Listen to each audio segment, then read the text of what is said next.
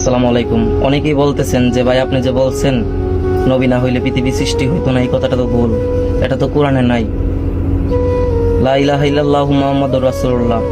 আল্লাহ এক, আল্লাহ ছাড়া কোনো মালিক নাই, আল্লাহ ছাড়া কোনো মাবুদ নাই, আল্লাহ ছাড়া কোনো ইলাহ নাই।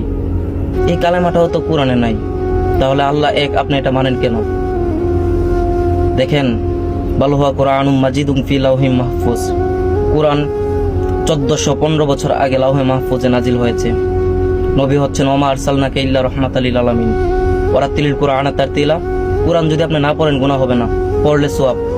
কোরআন না পড়লে আপনি জান্নাতে যেতে পারবেন, কিন্তু নবী হচ্ছে ঈমান। আপনার যদি ঈমান না থাকে আপনি জান্নাতে যেতে পারবেন না।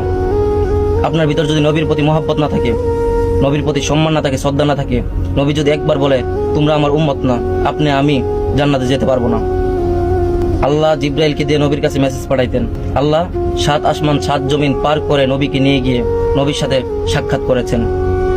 কোরআন হচ্ছে আল্লাহর বাণী, নবী হচ্ছে আল্লাহর বন্ধু। কোরআন আর নবী এক বিষয় না, এক জিনিস না।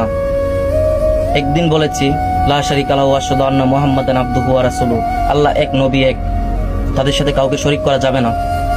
আল্লাহ কি, নবী কি, এগুলো যাচাই করলে আপনার ঈমান থাকবে না। আপনি আল্লাহর বান্দা, আপনার নবীর উম্মত, আপনার ধর্ম ইসলাম, এনাফ। আপনার কবরে এই 3টা প্রশ্নই করা হবে। বলি নাই? কেন বুঝেন না? এত কিছু কেন যাচাই করেন? আল্লাহ কি, নবী কি, এগুলো কেন যাচাই করেন? পদ্মা হেলিও আপনি কে? এগুলো করবেন না। ভালো থাকেন, সুস্থ থাকেন। আল্লাহ হাফেজ। আসসালামু আলাইকুম।